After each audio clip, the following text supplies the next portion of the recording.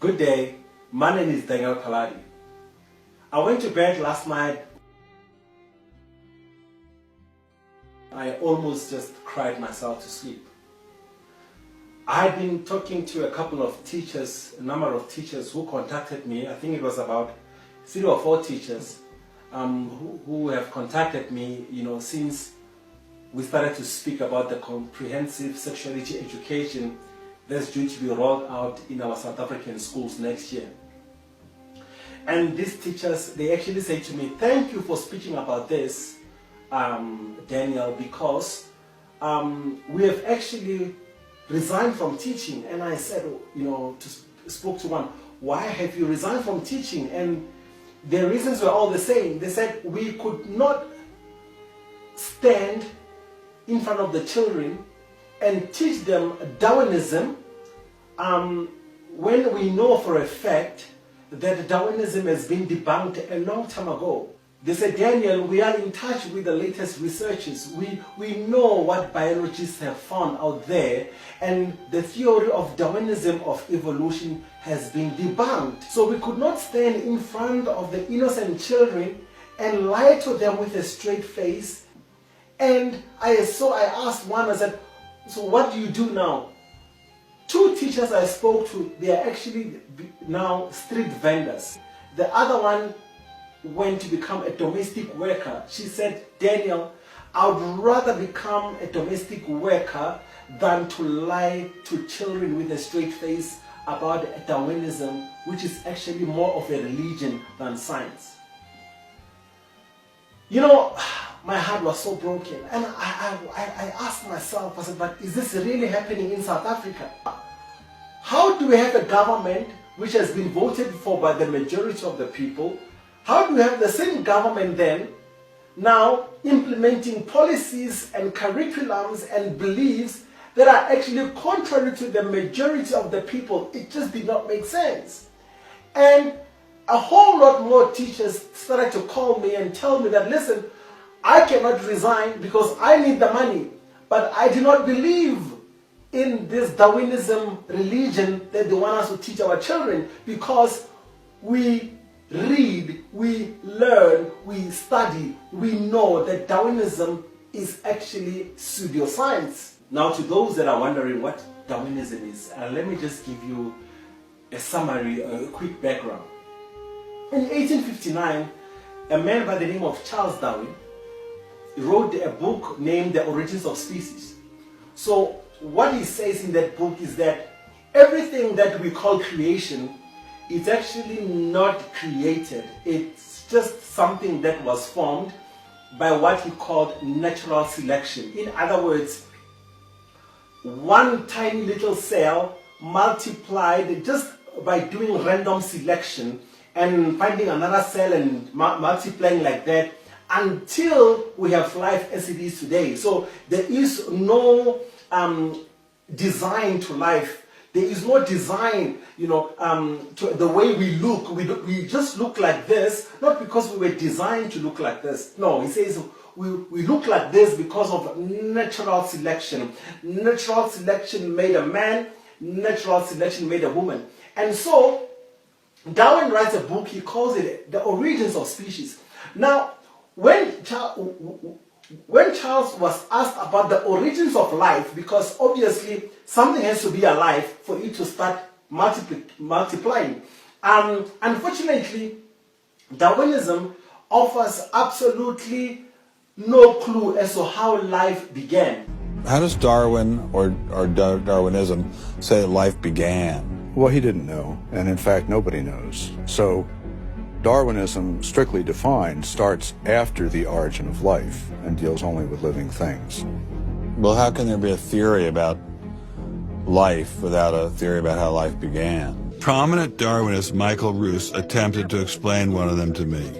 He wasn't kidding. How did we get from an inorganic world to the world of the cell? Well, one popular theory is that it might have started off on the backs of crystals. My crystal ball. Molecules piggybacked on the back of crystals forming, and that this led to more and more complex. But of course, the nice thing about crystals is every now and then you get mistakes, mutations, and that this opens the way for natural selection. But at one point there was not a living thing, Yeah. and then there was a living thing. How did that happen? Well, that's just I've just told you. And I don't see any reason why you shouldn't go from very simple to more and more complex to more and more complex. I don't either, but I don't know how you get from mud to a living cell. That's my question. Yes, well, I've told you. I think it's on the Try back one of more crystals. time. On the backs of crystals. On the backs of crystals is at least one hypothesis, yes. So that's your theory, and you think that is more likely and less far-fetched than intelligent design? I think it is. Now, the only reason, that they gave as to why there is life on Earth, they came up with a theory, they call it seeding. Seeding means that the aliens came and they planted life on Earth. Well, then who did create the heavens and the earth? Why do you use the word who? You see, you immediately beg the question by using the word who. Well, then how did it get created? Well,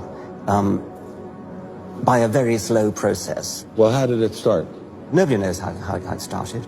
We know the kind of event that it must have been. We know the sort of event that must have happened for the origin of life. And what was that? It was the origin of the first self-replicating molecule. Right, and how did that happen? I told you we don't know. So you have no idea how it started? No, nor has anybody. Nor has anyone else. What do you think is the possibility that intelligent design might turn out to be the answer to some issues in genetics or in evolution? It could come about in the following way. It could be that at some earlier time, somewhere in the universe, a civilization evolved by probably some kind of Darwinian means to a very, very high level of technology and designed a form of life that they seeded onto perhaps this planet. Now, that is a possibility and an intriguing possibility. And I suppose it's possible that you might find evidence for that if you look at the details of biochemistry, molecular biology. You might find a signature of some sort of designer. Wait a second. Richard Dawkins thought intelligent design might be a legitimate pursuit? And that designer could well be a higher intelligence from elsewhere in the universe. Well, but that higher intelligence would itself have had to have come about by some explicable or ultimately explicable process. It couldn't have just jumped into existence spontaneously. That's the point. So Professor Dawkins was not against intelligent design, just certain types of designers, such as God. So the Hebrew God, the God of the Old Testament, he doesn't exist in your view? Certainly. I mean, that would be a very unpleasant prospect. And the Holy Trinity of the New Testament? Nothing like that. Now, you might be laughing, but it's actually true. This is what our children are taught at school. Because if you teach Darwinism, you're going to at some point have to teach about aliens, that are the creator of life. So, isn't it strange that schools have taken Bible studies that taught children about God the Creator, and they have replaced Bible studies with another religion, by the way, called Darwinism, because I'm going to prove to you quickly that Darwinism is a religion, it's not science at all. They are now teaching our children a religion of aliens. So God has been replaced with aliens. There has been more than 1,000 PhD biologists that have proved beyond a doubt that Darwinism is absolutely pseudo-science. They say that, they have proved that actually proved that natural selection cannot account for the complexity of life. Now, if you don't understand, let me give you an example.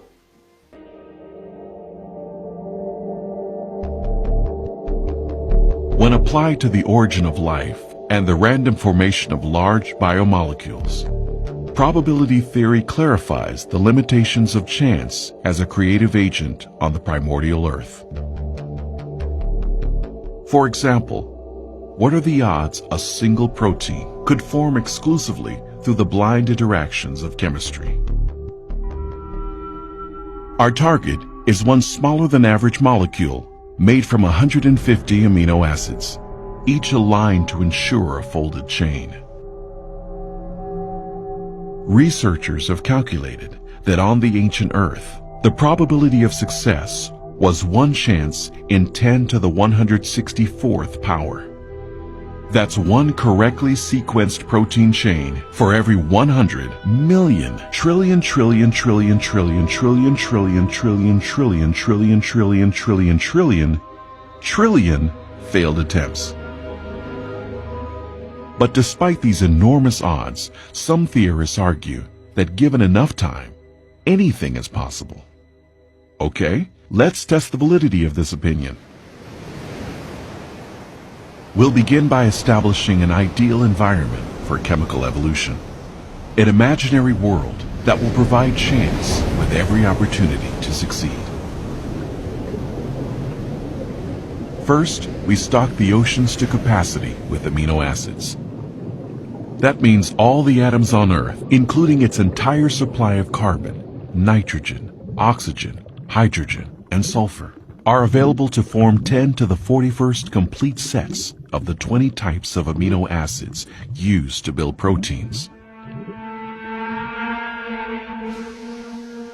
Then we'll alter the laws of nature to protect these building blocks from the destructive rays of ultraviolet light and chemical contamination in the primordial soup.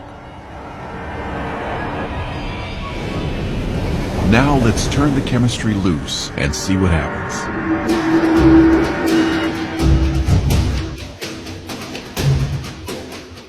The amino acids start bonding furiously. In our experiment, an entire chain of 150 units self-assembles in only 1 second. Since all 20 types of amino acids are available, at the majority of sites, there is a 5% or 1 in 20 chance the correct molecule will align in the chain. If the sequencing is incorrect, the chain is immediately destroyed and a new assembly begins. Throughout the planet, 6,000 million billion trillion trillion attempts will take place every minute.